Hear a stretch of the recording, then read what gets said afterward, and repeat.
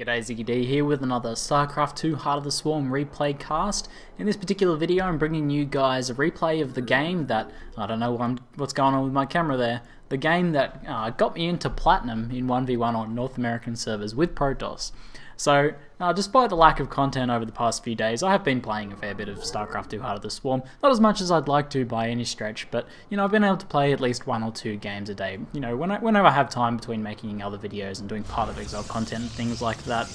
But since I got into Platinum today, I wanted to celebrate by bringing you guys another replay cast. Still have plenty of other videos I want to make for Starcraft 2 Heart of the Swarm, including some guides, and I want to start getting into builds and things like that, because at the moment I've still just been focusing on just trying to play, using the builds that are in the back of my head from Wings of Liberty, or if they could even be called that, just the general mechanics and things like that I have already, existing in the back of my head, trying to just see how much I can actually recall of how to play StarCraft, without actually going and looking up some specific build guides and things like that. But now that I've gotten into Platinum, I think what I'm going to do is I'm going to start looking at maybe 1 or 2 builds for each matchup, and I'm really going to start trying to nail those out. And then I might be able to bring you guys some video guides on those builds, like how to execute those builds. I'll be starting off with pretty, basic macro builds that focus on, really working on your mechanics, because I think that's a pretty important way to start. So this game here is a PvP, and as you can see, I'm opening up just with a sort of like a 1 gate, and then I'm going to decide whether I need to go into a 3 gate or 4 gate, and playing fairly reactionary really. I figure I'm still in gold, I can probably play pretty reactionary here, and just see how I go based on that. So I'm scouting here just after building my first gateway, and I built that assimilator on 15, which is fairly late, I feel, for PvP. And then something else that I do is I only put 2 probes in there for now, and that's because what I want to do is I want to do that Zealot before core sort of aggressive style that I've been doing for quite a while now, and I have a lot of fun with it. It's very much a stylistic choice.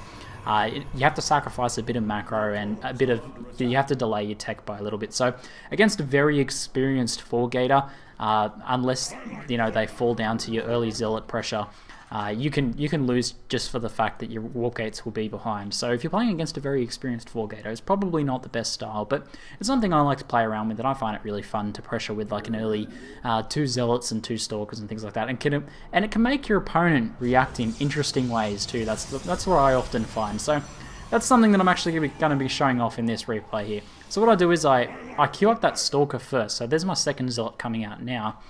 And then I start getting the warp gate research. They go down just about the same time. All you have to do is make sure you send that 3rd probe in after about 30 seconds or so. So I had 2 out of 3 for a little while, and then I put that 3rd one in, and then I start getting enough gas just to get that Stalker and warp gate research around the same time. If you put him in a little bit earlier, you can get it a little bit right. You just sort of work on those timings, and it's something you work out over time.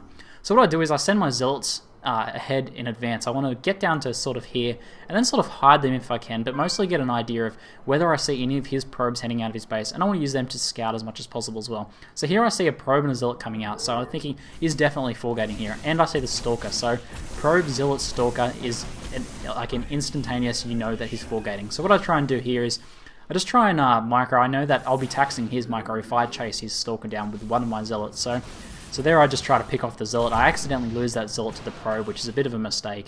But I realised, I've got 1 full health Stalker, he's got 1 slightly damaged Stalker, and I've got a Zealot as well. I can easily take on his Stalker. So I move up here. They're accidentally auto-attacking here as I'm starting to add on some extra gates. I probably should have added on another 2 gates right here, but I'm sort of focusing on damaging his probe. So he pulls all of his probes away, and that is a massive overreaction, clearly. So he's committed to this 4-gate at this point. I confirm here that he has got his 4 gates up, and that he pulled his probes in a pretty crazy fashion. So I'm like, okay, I've already done enough damage. I've made him pull his probes like that. I've got a pylon here in case he does something funky and I can counterattack. Decide to pull all my units back, chuck down an extra gates, make sure I'm getting 4 gates up. And then I see he's pulled every single one of his probes. He's going all in. So as I was saying, the early 2 Zealot pressure can really make people react in a sort of an uncertain way. So what I've done here is I've chucked in, during all that, I chucked down a second assimilator. I was starting to get gas because I think if I'm going to go defensive now and try and tech, so I don't really need to tech now since he's going all in with his probes, but instead what I do is I grab a sentry. I want to get that sentry up as quick as possible. And then what I'm doing now is I'm I'm lining up my units and I'm putting them hold position as well to block. I know that I can block once with this force field, and that's pretty much it. Yeah, that's pretty much the end of his game here. Flynn's my little brother, by the way, so a big shout out to Flynn. I'll talk to him pretty soon. I've got my second sentry up now. I can throw down another force field. Unfortunately, he has vision, but he can't really do too much at this point. He's losing all of his probes. I know that I can always pull probes if I'm desperate, but I still have guys mining, and he doesn't. I can keep warping in new units. And that's pretty much game. There's really not much you can do at that point. The key to, you know, defending that sort of like all-in box everything attack is just to pull back defensive, get your sentry up, and even if you don't have a sentry up, just align your units and block there, because probes really can't break through a wall of units, so you're pretty good there. And there we go, and that's it for that. So hopefully you guys enjoyed this this replay cast, and I'll be sure to bring you guys some Starcraft 2 Heart of the Swarm guides as soon as I can. Anyway, that's it for now. I'm ZiggyD, and thanks for watching.